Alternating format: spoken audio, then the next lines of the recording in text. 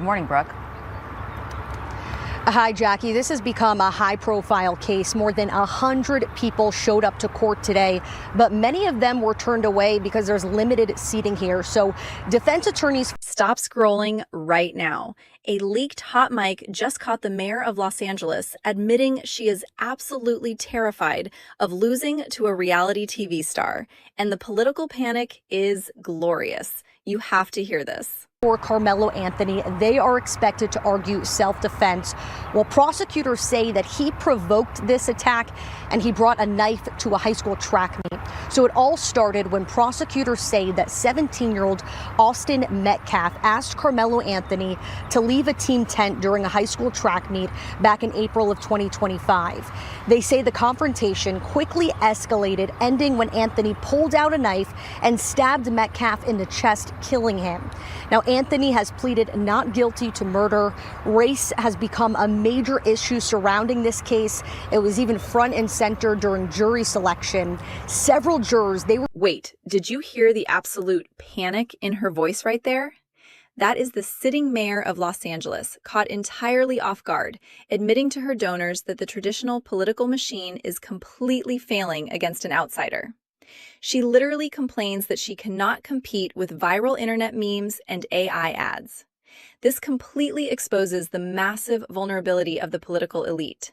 For decades, they have relied entirely on outspending their opponents with million-dollar TV commercials that nobody even watches anymore. Now, a reality TV star is bypassing their entire corrupt infrastructure by speaking directly to the working class on social media for absolutely free.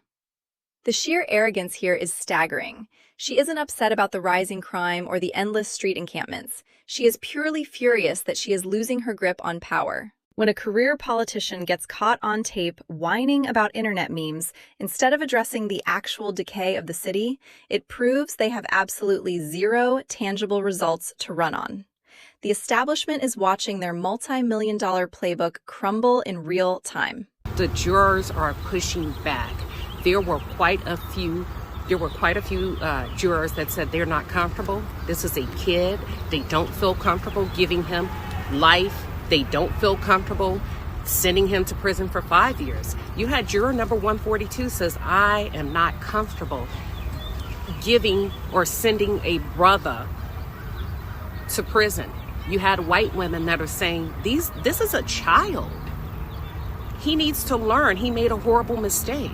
But sending him to prison for the rest of his life will not allow him to learn. You had white men saying, I can't do it. Even if you selected me, I'm not going to issue him a punishment. So the prosecution took the floor first. Both sides get 1 hour and 45 minutes. And so far, I'm going to tell you, it's not looking. Listen to the complete, unadulterated panic echoing across the CNN panel. They are staring at an electoral map that shows Steve Hilton, a populist Republican, leading the California governor's race, and their brains are literally short-circuiting on live television. The anchor's voice is actively trembling as she reads off the poll numbers. This completely destroys the grand illusion that progressive policies are universally loved in California. The panel desperately tries to write it off as a statistical anomaly, but you can see the absolute terror in their eyes. They are suddenly realizing that the working-class voters, the small business owners, and the everyday families have reached their absolute breaking point.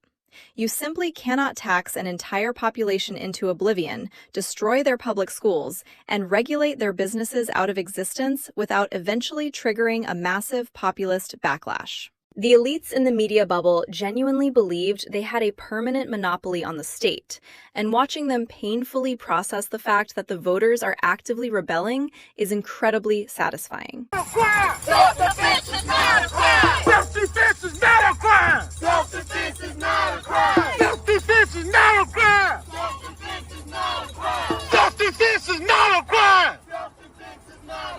Self-defense is not a crime! Self-defense is not a crime! Self-defense is not a crime! Self-defense is not a crime! Self-defense is not a crime! Self-defense is not a crime! Self-defense is not a crime! Self-defense is not Check out the absolute irony unfolding in the streets of New York right here. Zohran Mamdani, the radical socialist who wants the government to literally seize private apartment buildings, is being aggressively protested by the exact same working-class tenants he claims to be saving. Look at the intense anger in that crowd. These aren't wealthy real estate tycoons. These are everyday citizens holding signs and screaming at him to back off. They understand something that the progressive elites absolutely refuse to acknowledge. When the government seizes control of the housing market, living conditions immediately plummet into a total bureaucratic nightmare. The tenants know that replacing a private landlord with a sluggish, underfunded, and totally corrupt city agency is a guaranteed death sentence for their neighborhoods. Notice how Mamdani completely ignores them and briskly walks away. He doesn't actually care about the community's input. He only cares about passing his extreme Marxist agenda. When the actual working class starts actively protesting socialist candidates, it proves the progressive grift is collapsing. We learned that not a single person of color, not a single black person is on this jury or makes up this jury. An attorney I spoke with after that news broke said to him it appeared to be, strange. We're going to get more into that later. Meantime, when we see the defendant here, Carmelo Anthony, in court, we've been showing this picture, but he's going to look slightly different than the pictures we've been seeing. He's going to have a shorter haircut. He got a haircut. So this case has become racially charged, as you mentioned, in large part fueled because of online speculation, misinformation. Potential jurors were questioned on their views of a variety of issues, including race, religion being another, as well as immigration. Wait, did you see how incredibly effective this campaign strategy is? Spencer Pratt isn't standing behind a boring wooden podium in a suit reading from a teleprompter. He is dropping high-quality, wildly entertaining AI-generated ads that literally depict him sweeping the garbage off the streets of Los Angeles like an action hero.